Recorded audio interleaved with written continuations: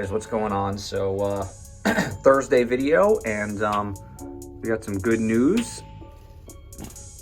My Muleman right here is, oh, she's got 2 eggs. I thought there was only 1 in there. And so she is paired up with that guy, the red check Jansen over there. So if you remember, she was paired up with my white bird. She had a bit of a Jerry Springer nest going on. I had her originally locked up with my red Dykstra, and he ended up fertilizing her eggs. And then when I let them out of the box, she ended up going with one of my white birds, and kind of had a stepdaddy-ish situation going on over there. So I didn't want her to have any birds anymore, or have babies with my white bird, because he's not really anything. So I ended up pulling her out and putting her in here with him, and it worked like a charm. They paired up, and these are their first 2 eggs. And they're in here with the 2 Deverants. There's the hen up there and the cock down there. If you remember, they ended up kicking their eggs out of the nest. I was so unsure of why they did it. I think it's because of all the commotion in here while I was doing all this work, and just screwed them up. So it was most likely my fault. But happy to report too that they also laid another egg today. So the second one should be coming today or tomorrow, or tonight or tomorrow, and we should get 2 good babies out of them, which, fingers crossed. And so here I had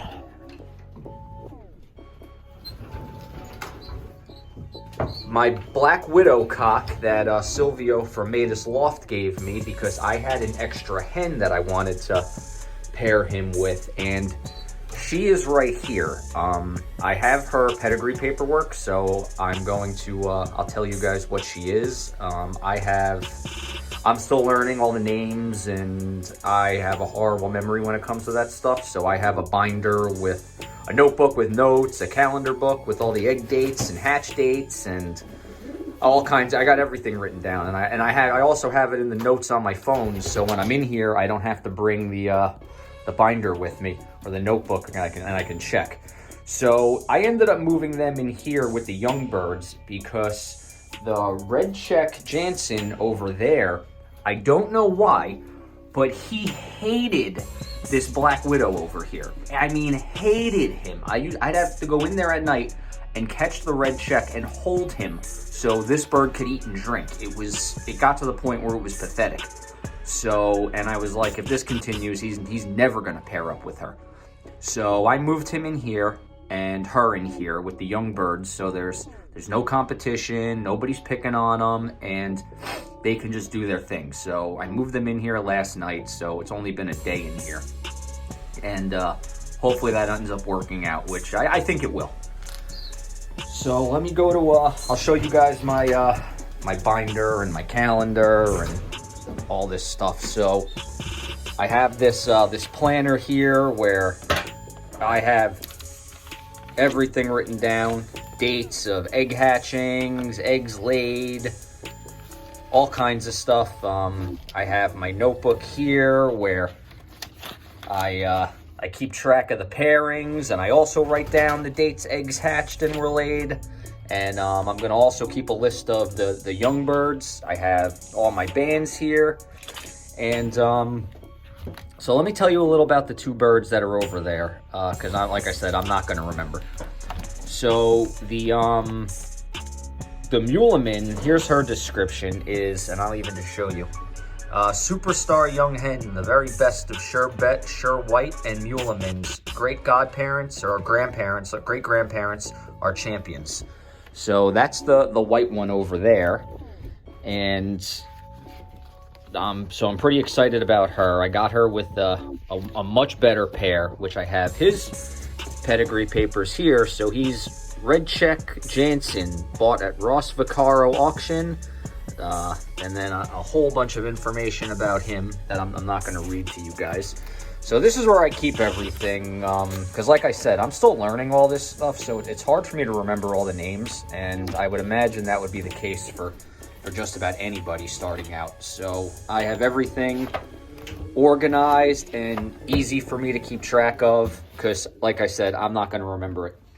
But I do want to go into the other loft and show you guys what's going on in there.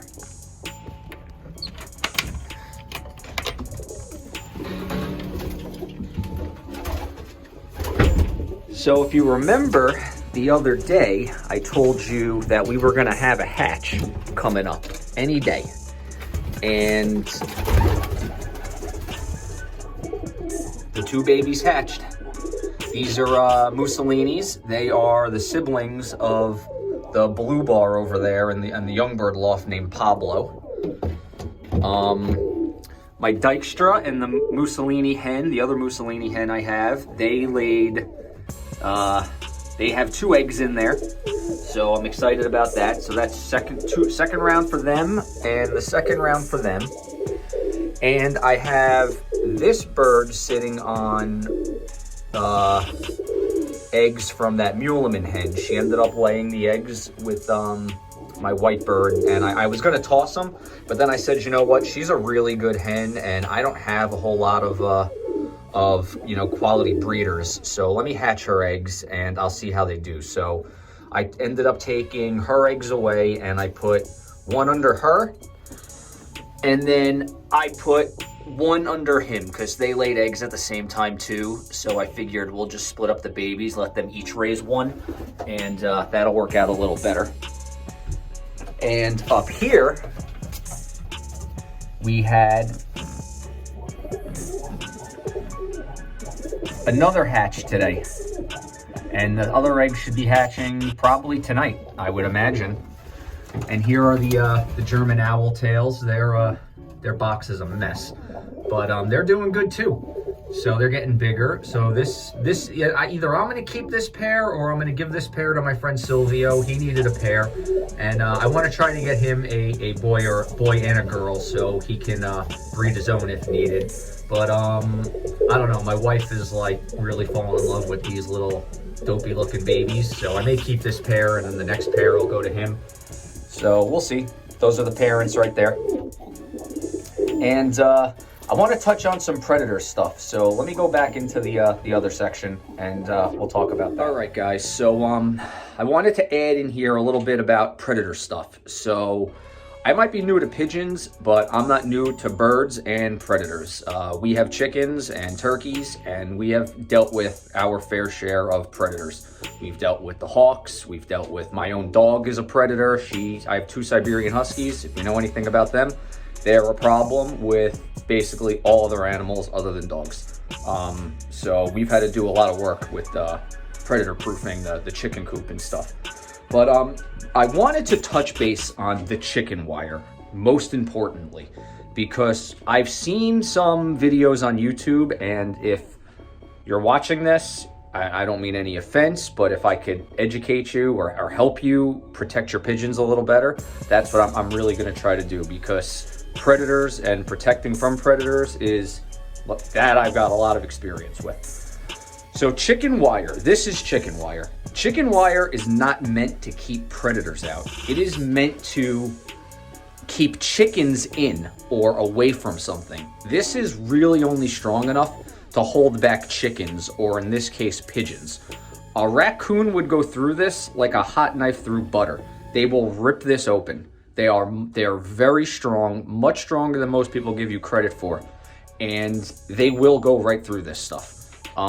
They will also open locks. So if you just have very simple hasps, like if you have an outdoor section and this is all you have, a raccoon's gonna figure out how to open that. So what you need is a latch on the side and a latch on the top, because they'll figure out one, but they're not gonna notice the second one. So you need at least 2 latches if you have an outdoor door that doesn't lock like a regular door. If you just have a gate keeping your pigeons in something, you need an actual latch, and you need a second one up top.